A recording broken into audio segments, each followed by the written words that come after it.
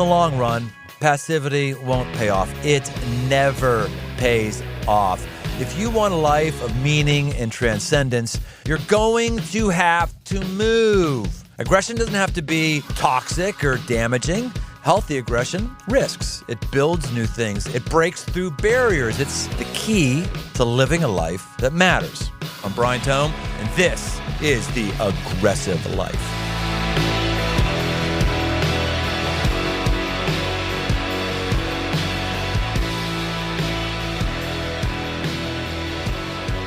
On October 16th, 1923, a date that will live in infamy. That actually was not the actual date, but nonetheless, a pair of brothers opened a cartoon studio in Hollywood, California. Nearly 100 years later, their work is dominating the American landscape. Who accounted for 70% of all box office sales in 2019? That would be the Walt Disney Company, one of the largest, most successful, and most consistently creative media companies in history.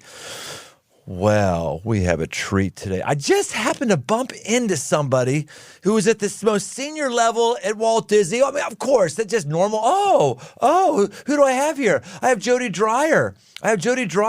Who led Disney's Worldwide Synergy Group. She headed Disney's Global Outreach Initiative. She played major roles in opening Disneyland Paris, once traveled the world as a Walt Disney World's ambassador. She's been telling me Disney stories, insider stuff that I can't tell you, or else I would have to be killed by the Secret Service of Walt Disney himself. Actually, not Walt Disney himself. He's been dead for quite some time. But nonetheless, Jody Dreyer fell in love with Disney as a child. She made it her career. And I just spent some time with this woman. And I said, do you have time to get in on a podcast? Pretty please. And she said, yes. Jody Dreyer, welcome to The Aggressive Life. Yay! Excited to be here. Well, this is a treat. For those of us who don't understand Disney, what is the special thing about Disney? It is the most asked question. What is the Disney difference, the secret sauce? How does Disney do what they do again and again and again? And I think it really boils down to, this will be a little bit stating the obvious, but I like to call it my public service announcement: people, story, and attention to detail. It's all about the people, the characters we know and love, whether you're at the movies or the theme parks. I just think it's all about this eclectic, fabulous group that comes together. And then at the heart of all of it are great stories well told. And I think we're all searching for that happily ever after, which comes out in those stories. And then the last is the A, which is attention to detail. Disney is maniacal about the details. And I think that really shows, again, whether it's merchandise or experience at watching a Disney film or being at the theme parks. So you started out as cast. I think I just heard you describe you could kick your leg really high as a 18-year-old. How old were you when you're kicking your leg high? Yeah, 18. Can dancer. What, do they still have can dancers? Well, they do, but specifically it was the year of the tencennial. And so as a part of that, there were different dancing units as a part of the parade that represented each of the lands of Disney. And I was part of the can group from Frontierland. But the whole kick your leg high was a funny story because I was on the college program. I had auditioned for the parades, and my dad, who has doctorate of nuclear engineering, was like, Jody, you're going to get to an age and you're not going to be able to kick your leg that high, and then you need to have a fallback position, like a career more than just I'll keep kicking down Main Street, USA. So you went from can girl and you climbed the ranks to the C-suite at Disney. If they had such a thing, I mean, you worked directly with Michael Eisner, you worked directly with Bob Iger, just story after story. Before we get into Disney stuff, what can you tell those of us who are in a company or in an organization and we might feel like we're just in a menial role, just kicking our leg up or whatever it is?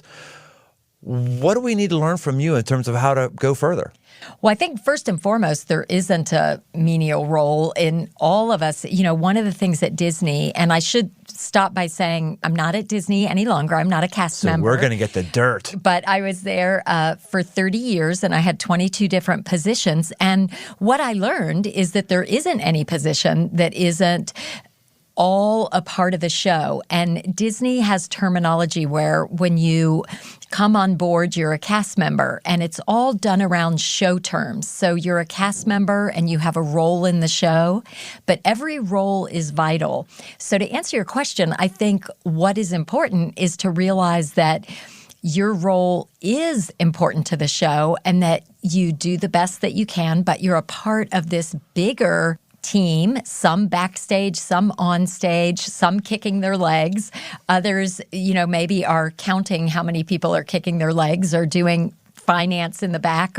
But it all culminates with creating magical moments and finding ways to surprise and delight, whether at the movies or theme parks or in merchandise. When you were 20, 25, 30, whatever it was, did you ever have a goal? I want to be at the senior most level at Disney. Did you ever have a goal that said, I want to be working with ABC when Disney brings ABC into the mix and I'm a key? Did you ever have a goal like that? Okay, here's the problem, Brian. I don't know how to answer you because I think I know your answer. I think I'm setting you up for an answer, yes. Well, you are, but I feel like I should roll out this great plan where I had a vision for this. And I will say this. I think that what is great, especially about a company like Disney, is there's many different opportunities. And if you're curious, if you see something interesting going on or a person doing something interesting, you get to know them, you jump in over there, and you do, the next right thing and the next right thing, and something comes your way. And I'd like to say I had a big grand plan. I think my plan was I wanted to continue to learn and to grow and to do new things. And the things that I did for a longer period of time, I wanted to do a good job. So, but I can't say that I started as a can-can dancer saying, I think I'll, move to marketing and then I'll end up working at the studio and then I'll go to corporate. And it didn't quite work like that. I figured you would say that because that's been my experience. I've certainly never been in Disney or a Fortune 5 company, or however huge Disney is, but it seems to me the people who rise the fastest in the organization that I lead, I don't know, we've got, 375 staff members or something like that.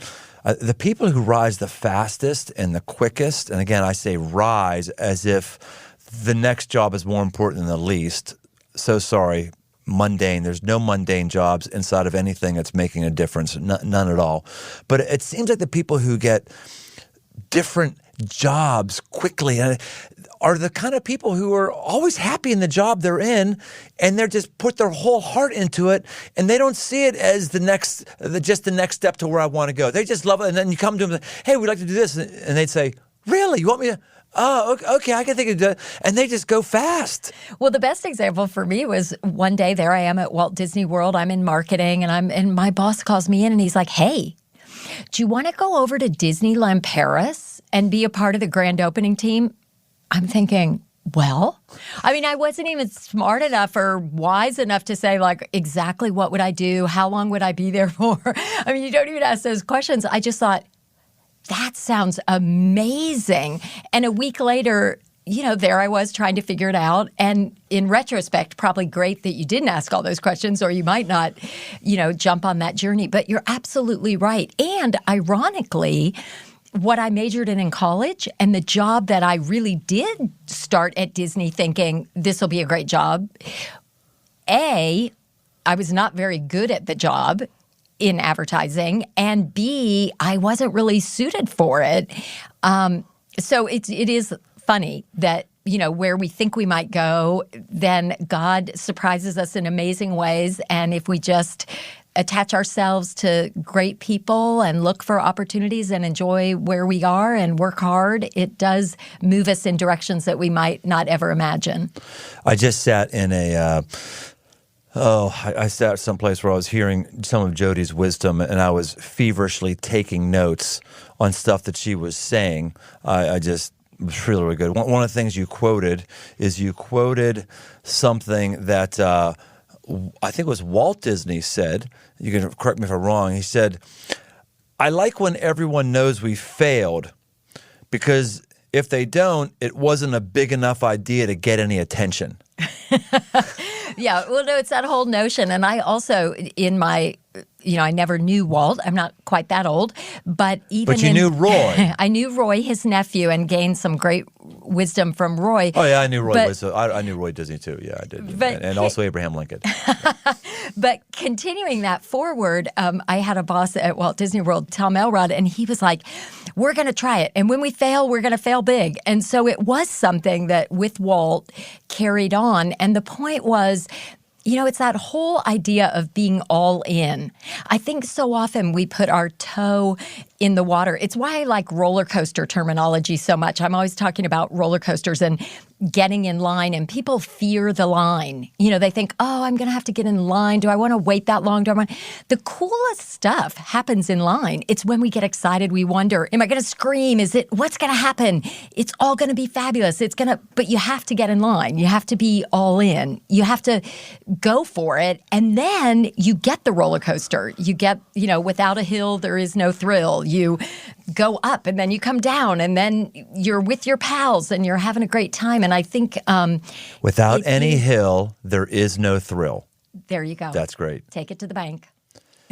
I didn't mean to cut you off. I was No, just that's like, okay. that's memorialized. So now we're going to go off script here, Jody, because I've never done this before. I'm nervous. I've never done this before. I've never done the lightning round in the middle of the podcast or towards the beginning of the podcast. I have a feeling what you say in the lightning round is going to get me to want to talk about other things. So are you okay if I go off script? Or do you have some Disney buttoned-up corporate script where you got to always follow the plan? No, here's the great thing. I'm not there anymore, so I'm all yours. Let's do it. I'm ready. All right, here we go. Lightning round. You've got to answer this in 2 sentences or less. And no, I can't. That is the part that's the hardest. No, it's what's called the lightning round. All right.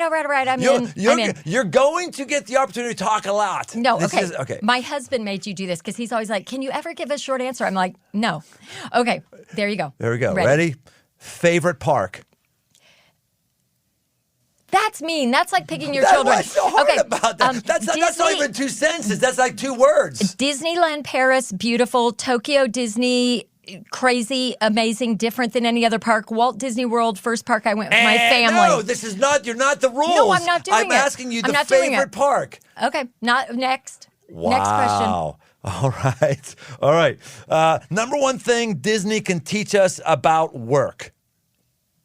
Happily Ever After starts today. It's yours. All right. You're 1 for 2. Good job. Favorite ride? Pirates of the Caribbean, sitting with my dad, being a little scared but loving it. All right. Favorite Disney movie? No, okay, this one, I'm sorry. Just sit tight, buckle up. We're in for it. Okay. Music, Lion King. Princess movie, Beauty and the Beast. Favorite all-time character that I aspire, totally Mary Poppins girl. Love, she goes and flies a kite. She gets everything in that bag. Like, I'm all about the Mary Poppins of it all. And then Happy. Happy the dwarf. Don't you just think we should all wake up and say, like, Happy is a character and a state of mind? And then really, like, Mickey Mouse, because Mickey Mouse, we all have ears. Because he's the original, yes. Yeah, right. It all started with a mouse. Never lose sight of that. Good answer. But you broke lightning round things, but that's all right. Okay, fine. All right, that's all right. Favorite Disney song? When You Wish Upon a Star. Oh, I love it. If I could sing, I'd sing, but I might dance more. Secret to Disney's creativity? Secret to, I'm going to go back to people's story attention to detail, which doesn't sound creative, but it always starts and ends with the people and then the magical stories they can tell and characters they can bring to life, and then that maniacal attention to detail. What is it with Disney? They like killing off parents. Okay, no, honestly. Everybody always says, and it's not. What does Disney have against parents like me? It's not a thing. It's not a thing. It's not a thing. It's not intentional. You're reading into it. It's like the question, is Goofy a man or a dog? I mean, don't overthink. He's a man dog. So and it's not like ready, set, let's kill off parents. It's that there's only so many characters you can go deeper with, fall in love, want to know their story, go. And so oftentimes it just moves you quicker to the heart of the story to have a parent maybe not be there all the time. No, I'm breaking my own rules. I'm going off script here because I got 2 more lightning round questions. But what this does make me think, I've been around the hyper-conservative Christian crowd, and it seems like the hyper-conservative Christian crowd isn't a big fan of Disney. They might say things like, there is a conspiracy to kill parents and have children. What's the Disney insider line of anal Christian people? I'm not going to take credit for the Disney insider line, right, but I will give you the Jody. I think when we're not comfortable enough with where we are and we put too much emphasis on something, Disney isn't trying to say that they're offering the good news, capital G. So when people watch a Disney movie and they'll say, I think this character was Satan and they did this and they did, Disney, they're storytellers. They're looking for great stories and they're telling them well. And they're trying to create magical moments that surprise and delight. And I think we sometimes, and I'll say we, because I do this too, we try to put things in boxes. Something is good or bad. And I think it's the emphasis that you place on it, the importance that you put on it. And if we make it a salvation issue when it isn't, I think sometimes is when we run amok. Well, so that's the Jody answer. Well, the Brian answer is I think that we all love a conspiracy and we all like to feel like the world's crumbling in on us. And if that's in the political world, we all have our level of conspiracies. And the United States is going to go into hell in a handbasket. And if we're in the religious world, we're all into conspiracies. If someone's trying to squash us, and I think everyone needs a bad guy, right? That's right. We're looking for bad guys. Yeah, that's exactly right. All right, back to our lightning round. Number one thing Disney can teach us about relationships. Oh my gosh! Well, first of all, that people yearn for them and lead with the heart. Not always the head. I think that's what's so great about Disney is whether it's in the Disney songs or the attractions or it's not transactional, it's relational. I mean, we all want to make connections. We are yearning. That's why fairy tales are so popular. They speak to that once upon a time gets us to happily ever after. And aren't we all yearning for that? Right. Do you think that the allure of fairy tales is increasing or decreasing right now? I don't think people would acknowledge that it's increasing, but I think it is increasing. Everything is, we see it, we want it, we get it, we do, and people are busy and moving faster, which to a certain extent has always been true, but I think it's more conducive and there's more ways to connect without connecting, which happens a lot on social media where we're, again, transactionally connecting, but we're not necessarily, from a relational standpoint connecting. And so I think the need for our heart's connection in fairy tales becomes people yearn for that more. Yeah, I wonder if we're trying to escape more than we needed to generations ago, or if we're just more numbed out than we were before, and maybe we're more prone to a good story with a happy ending. I don't know, but it just seems like we're thirsting for that more. The 70% box office going to Disney, I think it's got to have something to do with there's a predictable storyline there that we all predictably want. We all want to feel like we're in a battle. We all feel like we're an underdog, and we all want to win in the end. I don't know if art mimics life or art creates life, but there's something there. And you go back to even when Walt was first talking about, he would have these meetings with the animators and they would talk about, is this going to go, a dark place, or why people would ask questions like, why do we have villains? Why does there have to be death in a Disney movie? And why? Well, that's the reality of people's lives that they relate to. And he would always say, for every laugh, there must be a tear. And I think there is that relatability that people connect with those stories. There's a lot of stories about how Walt Disney was incredibly anal and involved, even to the point of what I understood as he filmed a number of staff meetings that he could run after he died. Given what you know of him and other CEOs you work with, what's the proper CEO role in terms of getting in the weeds? Was he appropriately in the weeds? Was he not enough? What do you see any themes there? Are things those of us can learn who are CEOs or even run an organization of 5 people? First of all, I didn't work directly with Walt. He had passed away before I joined the company. So what I know of and hear of is hearsay. But I definitely understand that he was in the details. And early on when the studio started, it was such a small group. I mean, he was actually part of the story team and animation team. So, I mean, he was really doing the day-to-day work with the team, not just in a leadership role. But I think it's an interesting question because there are many styles of leadership. And also at the certain times in the company, I think different styles of leadership are important. But I will say my best bosses were the ones that were in the weeds. You get the feeling that they care deeply. Now, they would ultimately let you do your job, so they're not doing, your job for you. But I think a collaborative atmosphere with leadership and team and all different levels is really important. And the only way to do that is to be in the details. To me, the best ideas come out of collaboration and discussion and sometimes disagreement and debate. And we're all better together, always. That's a Young Life phrase, better together, and it's the truth, When you go into, a restaurant, you go into a department store, you go into whatever, are there things that you look for to see if it's well run? Are there things that you notice that I would notice and say, ooh, I like the culture here? Are there things that you notice that I would notice that makes you say, boy, this is really unhealthy, this place is going nowhere? Yes and no. I mean, a little bit of it depends the specific situation. Like if I'm with, a big group, some of my nieces and nephews, and we're just like all having a big old time.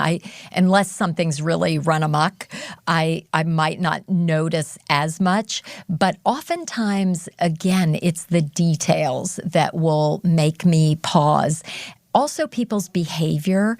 There was a boss when I first started in the parks in guest relations, and we called it, management by walking around. And you would see a lot of the folks that were just always around in the parks. They weren't in offices up in, sitting at a desk. They were walking around, and we called it the pickup trash.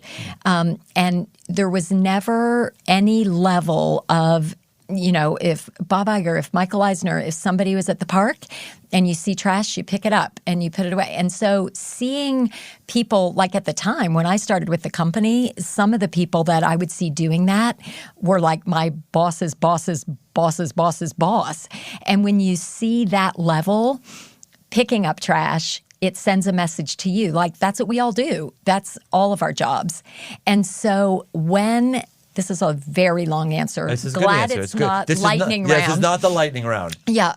So when I go in someplace and I'll see like somebody, let's say if it's a restaurant and somebody's going to be seating you and you're standing in an area and they're waiting to seat you until a table's available and there's like trash on the floor. Okay, well, they've been standing in that location for a really long time, especially if it's obvious, and they haven't picked it up. Either they've gone numb and they don't notice, which is a huge problem, or second, they notice and they don't do anything about it because they think it's not their job.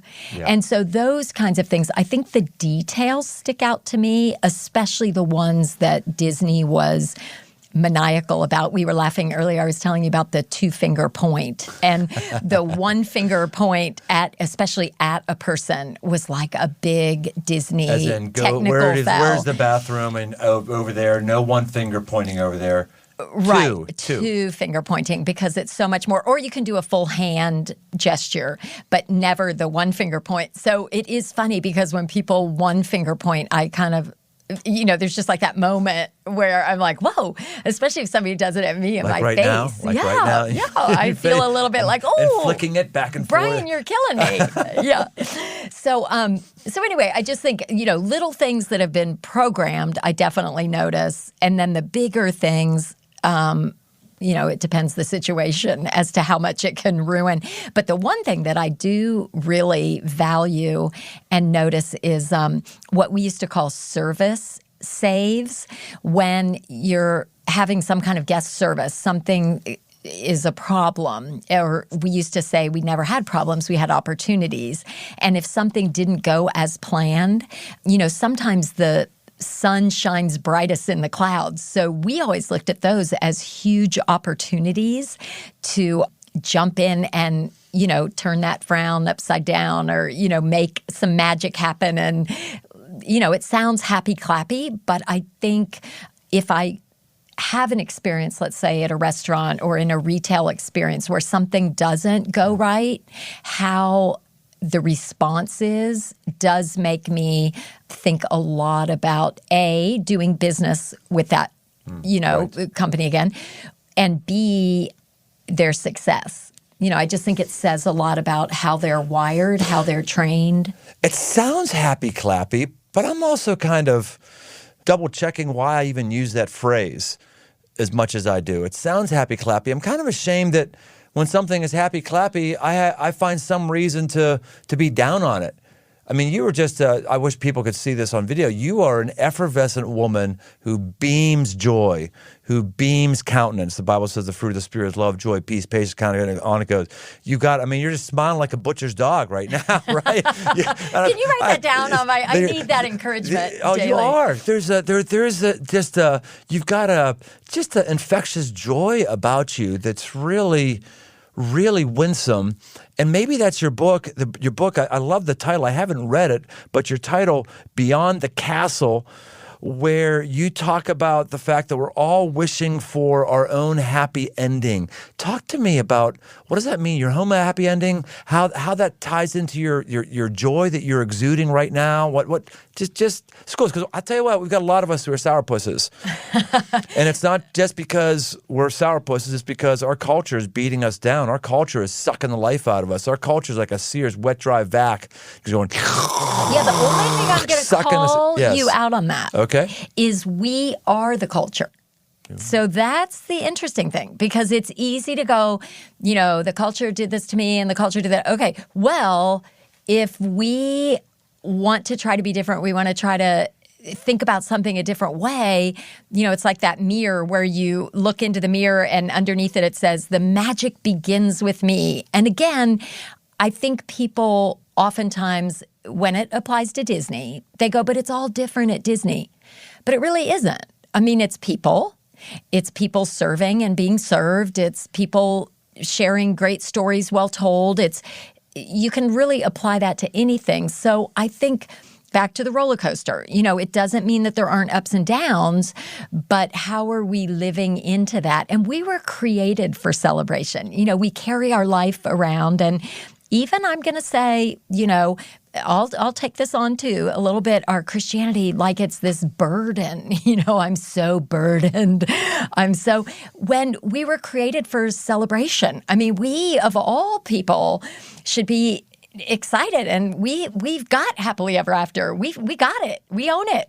It's a gift, Amen. Right. So I think, how do we live into that? How can we?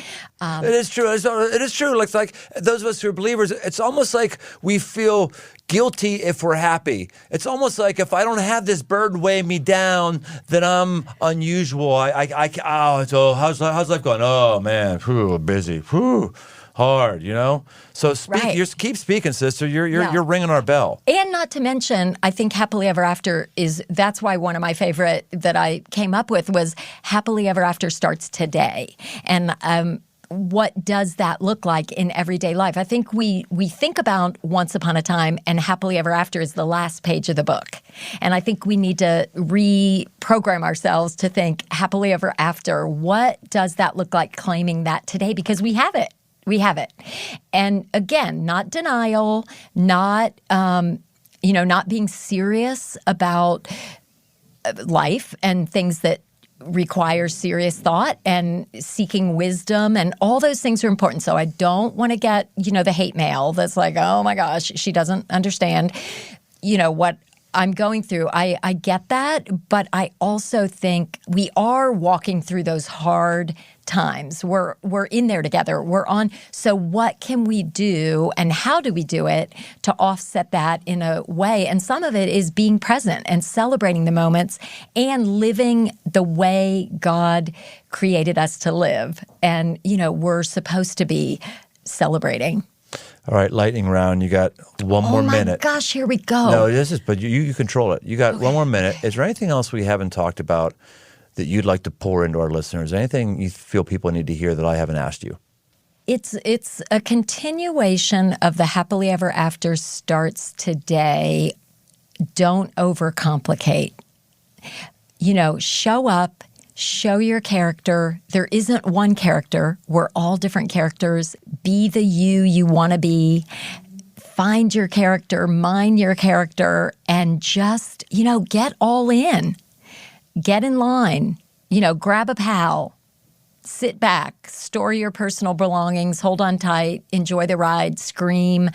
And then my last very favorite is just don't forget the fireworks. And what I mean by that is if you've visited a Disney theme park, you'll have a great day. You'll be going on the attractions. You'll be doing what you're doing. And then you think, it can't get any better. And sure enough, the fireworks start. And they're vibrant and colors and noise and music and celebration. And, if we thought about that a little more, I think we'd all feel different. We'd treat each other a little different. It would take those hard times and make us know we're not alone, and it would just be an easier journey. So Jody Dreyer, if someone wanted to follow up with some of your ideas, hear what's going on in your mind, how might they do that? Listen to your podcast again. That would be a great way. Oh, there you go. And share it with everybody you know. Perfect. Well, I like it. You got a book out, Beyond the Castle. Right. That's a good thing. Did you do anything on social media? Or I don't too much, okay. But definitely Beyond the Castle, A Guide to Your Happily Ever After is out in hardback and paperback. Jody, thank you so much for being here. You've built into us well, and today was a lot of fun. Thank you. It's been a blast. Well, there you go, boys and girls. You never know what opportunity is going to come by your way. I grabbed this opportunity. I'm glad I did. I hope you are too. Grab your opportunity. It's called the aggressive life. It's not called the life just happens to you life. That's the end of the day. We'll see you next time on the aggressive life. Hey, thanks for listening. For more aggressive living, head over to briantome.com. Get signed up for the mailing list to get regular shots of positive aggression sent straight to your inbox. And while you're there, you can also find articles, podcasts, and books. I'm also active on Instagram. Search Brian Tome. Special thanks to the band judges for the music. The Aggressive Life with Brian Tome is a production of Crossroads Church, Cincinnati, Ohio.